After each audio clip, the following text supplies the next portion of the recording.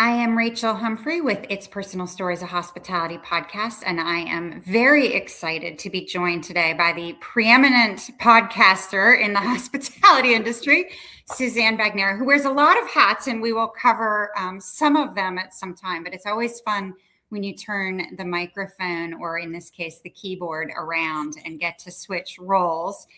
Suzanne, welcome to the program. Thank you so much for having me. It's an honor to be interviewed by you and a part of your podcast. Well, we are very excited, and I am going to kick off where we always do, talking about your journey to leadership. One of the things that I love so much about the hospitality industry is that no two journeys have to be the same. You and I can carve very different paths to get there, but both have really important roles within the industry. So talk a little bit about your background, maybe any pivotal moments along the way for you, and how did you get to the roles that you hold today?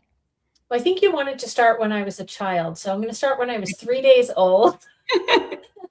Now, in all seriousness, though. And now we have to go. My family had a seafood restaurant on Long Island. And so from a very, very early age, I was a guest, so to speak, with my family coming into that restaurant, and then got really involved. And by the time I was 12, from a family perspective, I was working in the back of the house and then eventually in the front of the house, and learned the entire aspect of the restaurant industry. And that led me to going to Johnson & Wales University in Providence, Rhode Island. Our sous chef had gone there and really wanted to be able to hone in what I was doing because I really enjoyed it.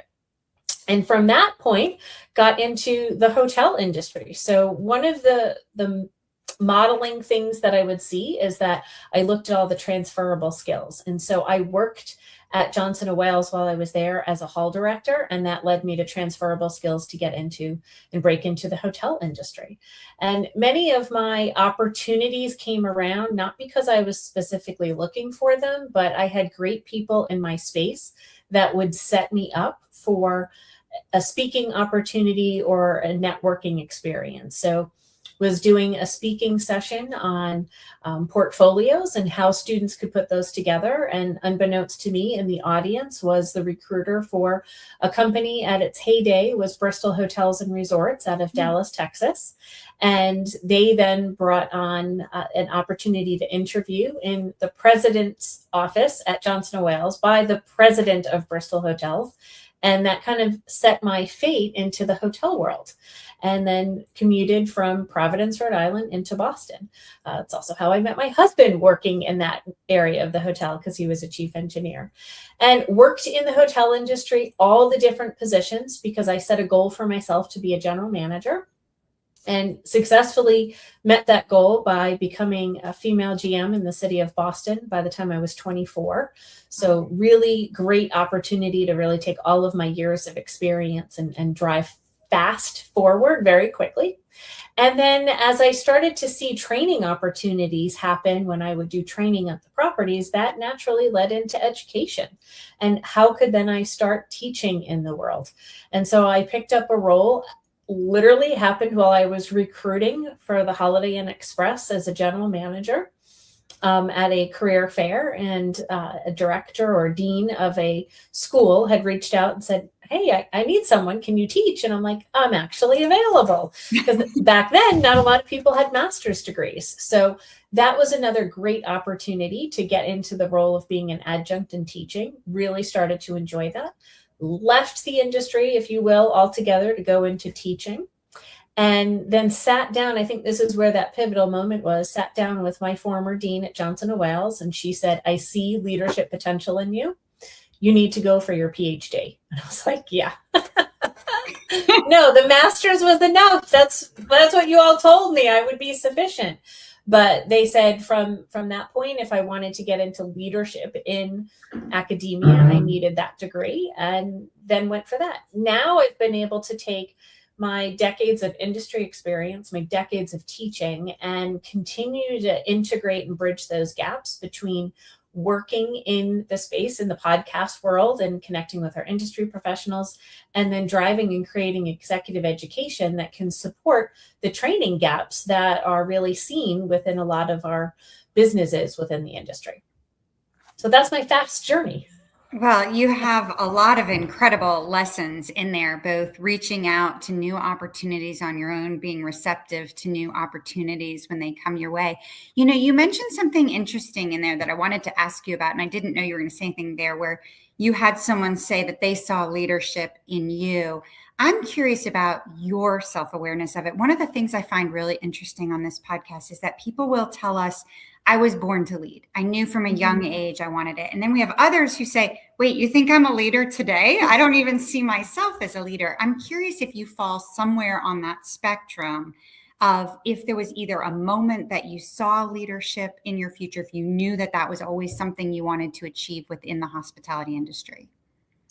I think naturally, and I think that's why I decided to go for my master's degree, simply because when I would do things, I would always sit in the front of the class. I would always be more of a leader in youth in terms of organization. So I think when I was in high school, I might have been a leader of 21 different organizations in high school. So wait, you're saying that the multiple hats, the cat in the hat, Suzanne, is not a new. This is not a new situation for me. So that kind of has been ingrained in me in the way in which I operate. And I like to, as I transition from one career to another or one property to another, really get a handle on what that particular experience is like and then kind of dive headfirst in. And so I've had industry people that have sat down and said, we see potential within you to go further and try for more. And then from the academic standpoint. Now, from the academic standpoint, I didn't necessarily see myself as opportunity for administration or thinking along those lines because of the training and the teaching, but really hearing that from two people when they sat me down and said, no, you need to do this. And you're going to meet with, ironically, my current dean, Michael Chen. Long before he was my boss, they said, go talk to him. He went through this program and this journey to get a PhD and learn more about what it's going to be, because we need great leaders. And that's what academia tries hard to do, because we don't have enough people to step into that position and really identify people to step up. Well, Dean Chang has been an incredible guest on the podcast as well. So I hope people will check that one out. But I really love the messaging. And I think this is what's happened in my career a lot, where someone else maybe has recognized an opportunity or a talent in me that I'm not seen in myself. And it was really through somebody bringing it to my attention, exploring it more, and then being willing to say yes, that I actually pursued those opportunities. So I love hearing that commonality. One thing, as my role on your podcast have been many times, is how important I believe public speaking is for the advancement of career, creating a personal brand, being seen as a subject matter expert, whether it is talking to your team or in front of a large conference. And as the producer of a lot of different podcasts, as an academia or an academic seeing students teach, talk a little bit about your own public speaking journey, but also what are some of the lessons that you would advise being on the receiving end of having a lot of public speakers crossing your path? So I would say when I got started and when I was a guest on No Vacancy Live at the time, the amount of preparation that I did to be ready, and I still considered myself to be an expert in the space, if you will, but I had notes and Post-its along my wall, along my monitor, all around so that I could look, and had taken tons of notes. I think I prepped for 6 hours to be as a guest on that particular show, just so that I had everything possible. And if you know anything about Glenn Houseman, there is no preparation. It is completely authentic. And I think I might have used a quarter of what I prepared for. But then down the road, fast forward, I had an opportunity to help out as a producer on that particular podcast. And for me, watching and listening to Glenn perform, if you will, and be on stage and connect has continued to give me strength in my own confidence, where I'm not taking all of those notes in a notebook. I'm barely doing that anymore, because I am tuning into what my listening skills are and hearing what they're talking about and how do I adjust and pivot. And that has led to more opportunities to be a moderator for an industry related panel, or even potentially a panelist, or individual speaking opportunities. So again, the more practice, I think, is what has continued to develop my own confidence in that. I'm not going to say I don't still prepare for big speaking opportunities. I definitely do. From the flip side, in terms of whether it be students or whether it be individuals that are looking to be on a podcast and connect, I think the one thing I would have appreciated hearing maybe a little bit more in all of those pieces is you are the expert in what we're talking about. I'm not. So help lead that conversation. And that has helped, or I hope it has helped some of the guests that we've had when I've had conversations. Like, we've got you as podcast hosts. It's our job to make sure that the transition and the flow is natural and that you're comfortable and make that an easy component. But I think knowing that you are an expert in your own space is an important piece to add value to your own confidence that you can do this.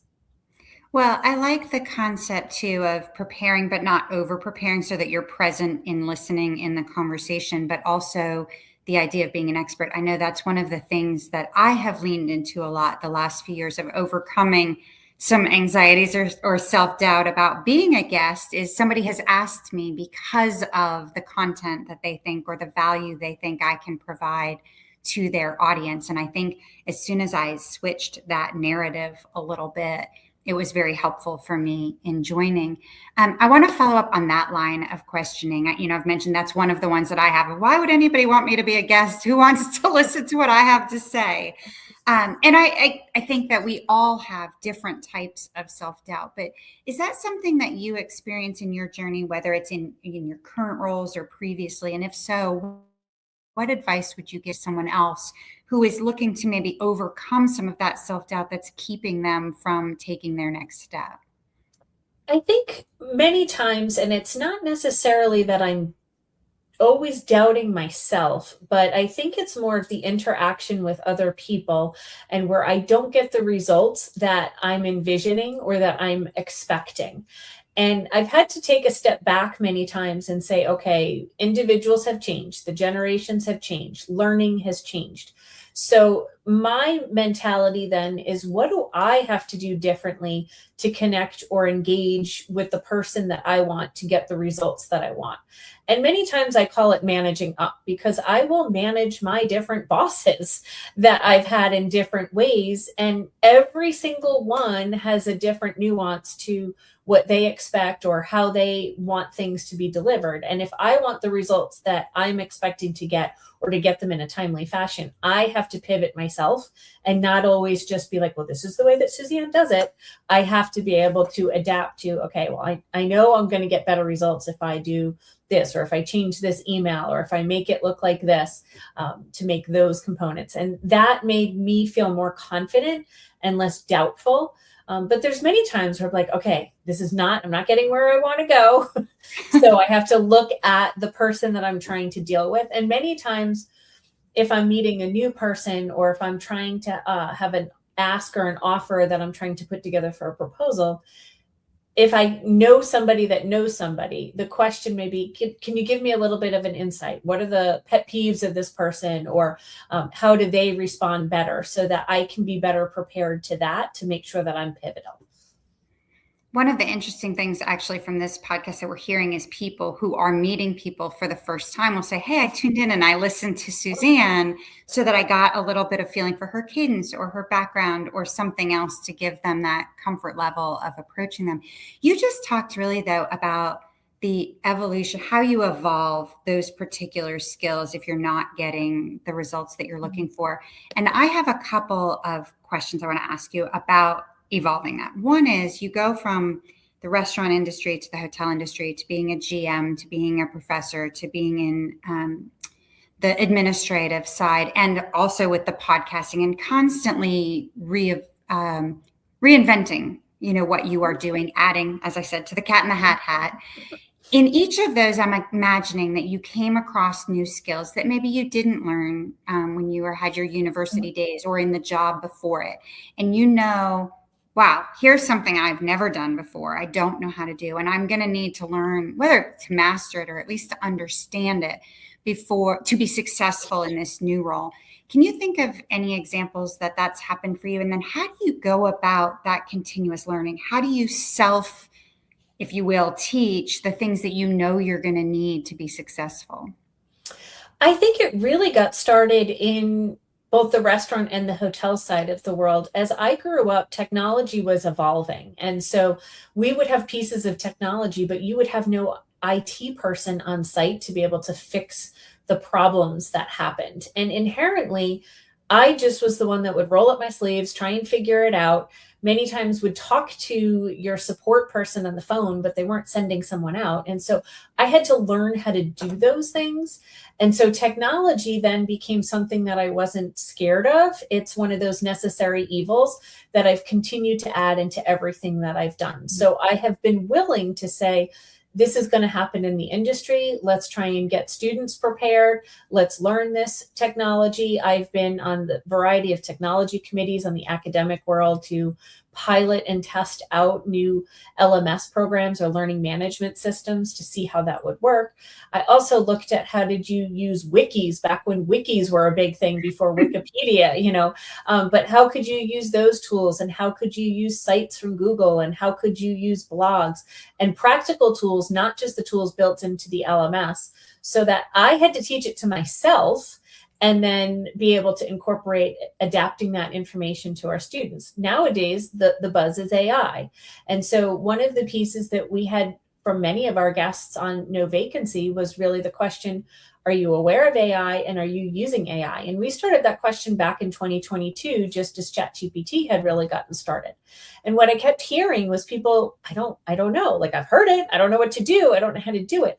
And that motivated me to work with my director of IT. And we actually created the first of its kind AI and machine learning class that was focused on the hospitality industry in an online format to help inform others. And now we're adding another iteration to a workshop to that. And for myself, I literally just had another AI and teaching class. And then I got accepted into a 6-week program that will help me continue to think about how can I adapt my assignments and aspects of my learning objectives and projects.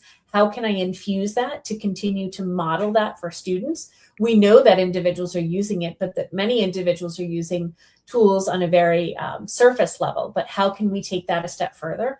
And so when I look at that big picture, sometimes it's hard and it takes a lot of investment and time to be like, I'm going to learn this and add this to my portfolio. But I can see that bigger picture and know that someone's got to do it. So I might as well just jump off the diving board and try. Well, technology is such a great example too, because it moves so quickly that the minute sometimes you feel like you've learned it, it's outdated. And so it gets frustrating to try to keep ahead. I'll tell you just very quickly, in college, my roommate came back and said that her father had bought a plane ticket on this thing called Prodigy. And my mom was a travel agent.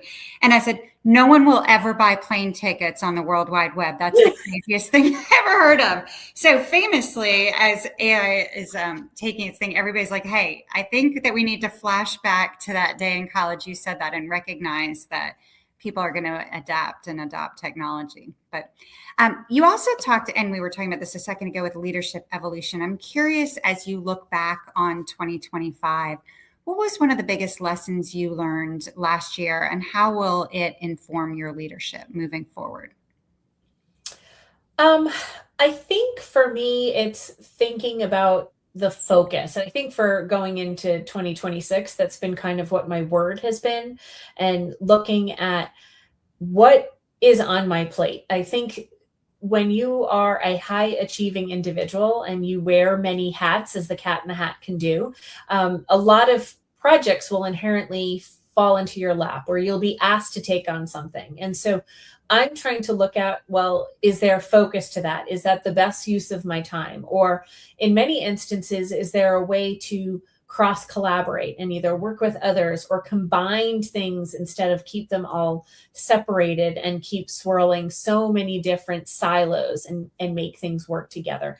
And that, I think, has really set me up for a better 2026 as to how am I investing my time then, because there's only one of me. There's a lot of programs that I oversee and teaching full time and having a family. find that right level of, it's never going to be a balance, but how do you find that right give and take to be able to be happy and successful? Well, I want to follow up on some of those themes in a second, but I want to stick to leadership for a minute. You have an incredible vantage point at the university level through the podcasting. What are you seeing or hearing from students today, rising leaders, about where they see the hospitality industry from a leadership level, what they're looking for maybe in leaders, and what we could be doing better to be listening to them saying about where they think leadership is currently or where it's headed?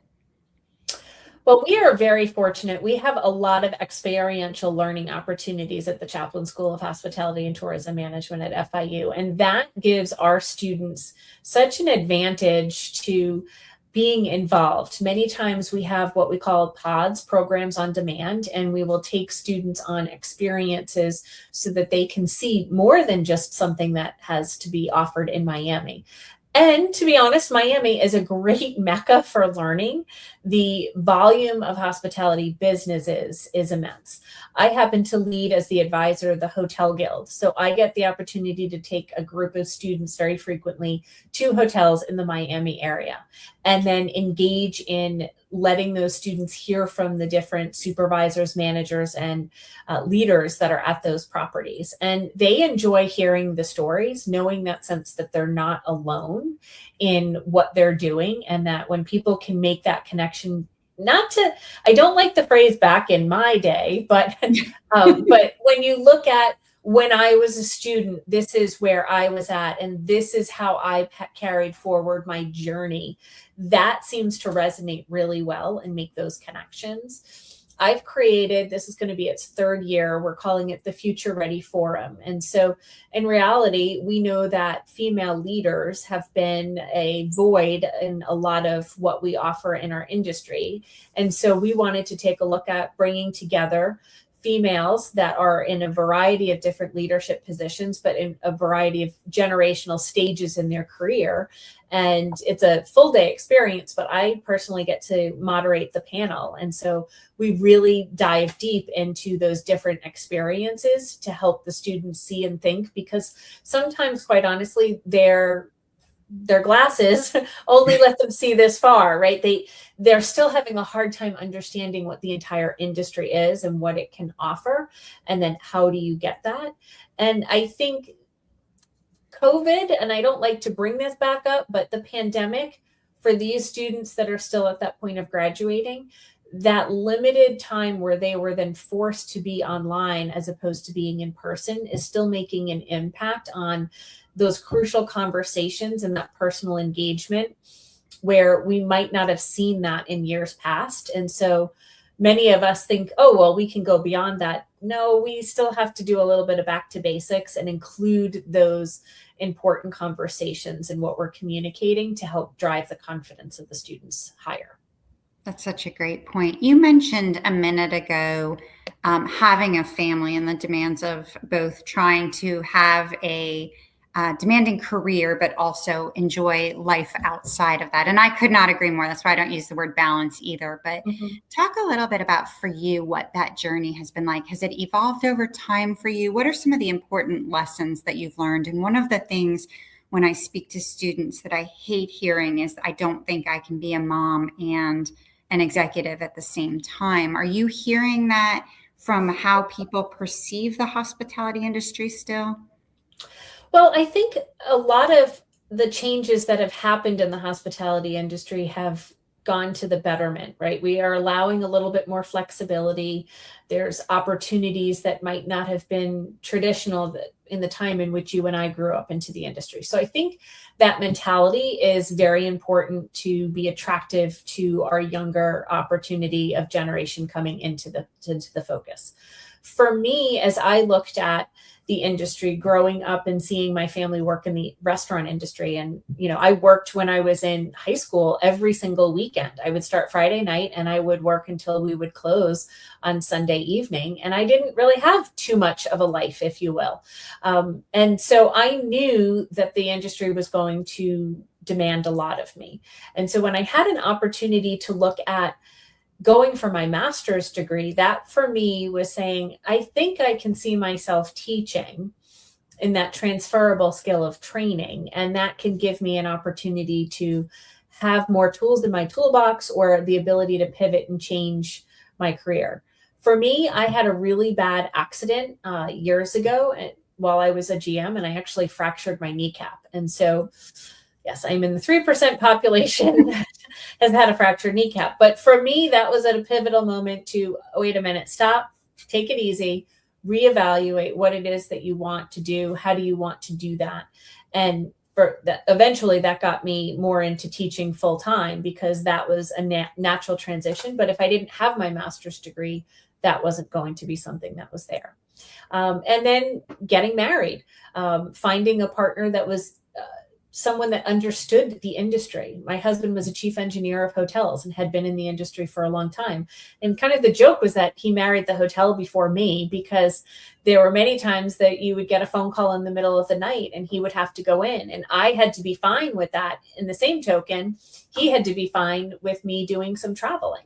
And then you eventually add children into that mix. So it was a very flexible opportunity, because he was married previously, and I ended up doing a lot of the primary child caregiving, and I was flexible enough to leave to pick up the kids for their weekday or their weekend visitation, where he might not have been able to do that. But in the same token, that give and take, there were some nights that it was really late.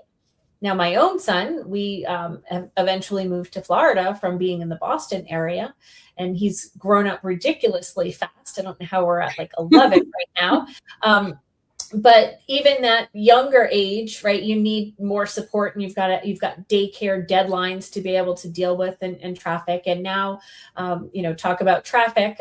Some people have heard this and many don't realize it, but this beautiful campus behind me in North Miami is approximately 3 hours south of where I live. So my commute is a really long commute to get to campus. But that sacrifice in our family dynamic, my husband no longer works, and my son is more capable of taking care of himself. We built up models so that he can cook if he needs to, and has become independent by being in Scouting America, and is going to move over to the troop level. So those things make it so that I don't have to hold his hand for everything, but I can also adapt my schedule to know when something is happening, I can be there to be able to support him. And I think those give that level of balance, that or that focus when I need it, to be able to have fun in both fields. Because as much as I do, I love it, and I don't necessarily feel like it's a burdensome level of being at work,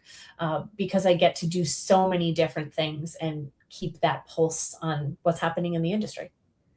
Well, I think it's incredible too, because the intentionality both of having a partner where you describe the give and take, having career choices that have changed over time that have fit wherever you are at whatever stage you are in, are so important in finding that ability not to let one dominate or take over for the other.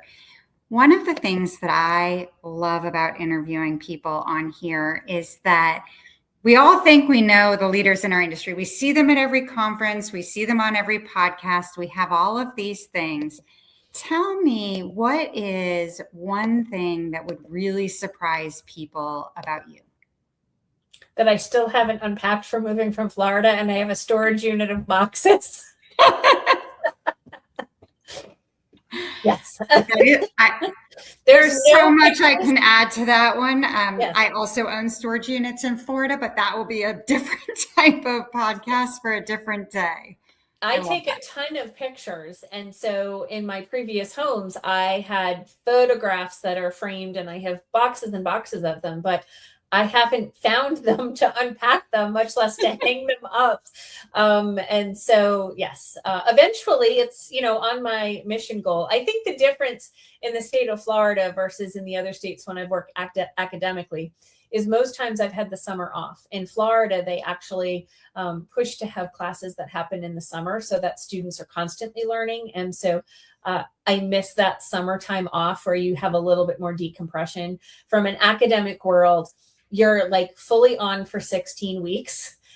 You get a small little break and then you're on again for 16 weeks, or the summer might be an 8 or 12-week experience. But there becomes a lot less time to go to the storage unit and find what you want. I'll get there. That's going on the 2026 project list. I'm going to ask you again next January if you cross that one off the to-do list. We'll try. I mentioned when we started, and we'll never have enough time to talk about everything I want to, but I mentioned when we started that one of the things that I love about the industry is these different paths to leadership and all of the pivots, and I believe greatly in sliding doors. But I also think that we all evolve as leaders, as people, and some of that comes from reflection, looking back on those earlier things, whether they were the families we're raised in, the earlier jobs we held, the academic education we've had. If you look back to Suzanne in high school, working at the restaurant with your family, what would you tell her today, either about how things worked out for you or something maybe you wish you knew at the start that might have changed the path for you? Probably the fact that when I was younger, even all of the activity involvement and things that I didn't necessarily think it would, as many friends have alluded to, there's a spider web in my head, and not that I'm old, but that it's a spider web of connection.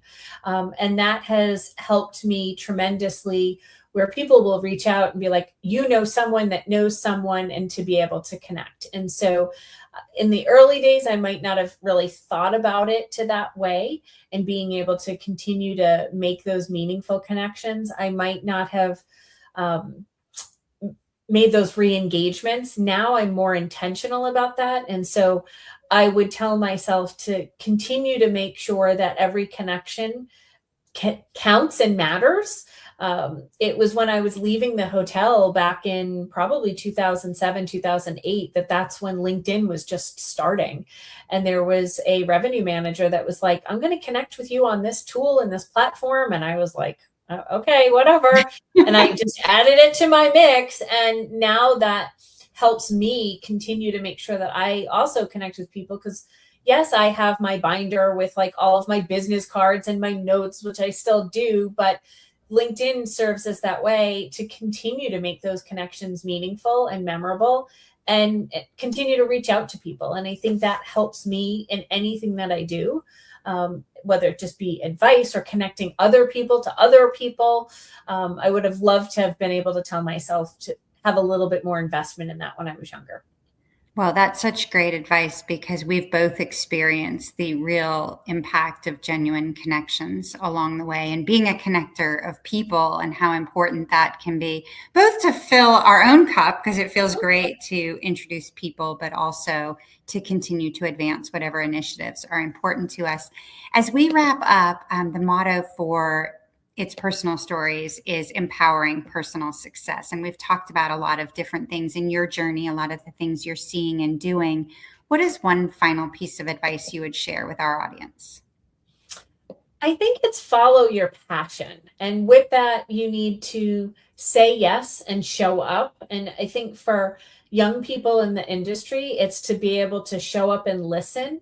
It means bringing a notebook, taking notes, thinking and investigating before you just always ask the surface level question. And when you connect in that way and you explore what that drives you, it brings you to what fills your cup and gives you that sense of passion and charges you up. And don't forget to smile in the process. I love show up and listen and smile. I will add that, but I love the show up and listen very much. Well, I appreciate you very much. I appreciate all you do for the industry. Like I said, I'm familiar with the cat in the hat because I wear them as well, but I know that you have a lot of responsibilities, and you give a tremendous amount to the industry and to the rising leaders in it especially. So appreciative for that. Loved having you sit on the opposite side of the microphone today. And to our audience, thank you so much for listening. We know you have a lot of ways you can spend your time. We hope you'll visit us at itspersonalstories.com to hear from a lot of other industry leaders that will share likewise their personal stories, their journeys, and their leadership insights as well. But Suzanne, thank you so much for joining us. An absolute pleasure. Thank you.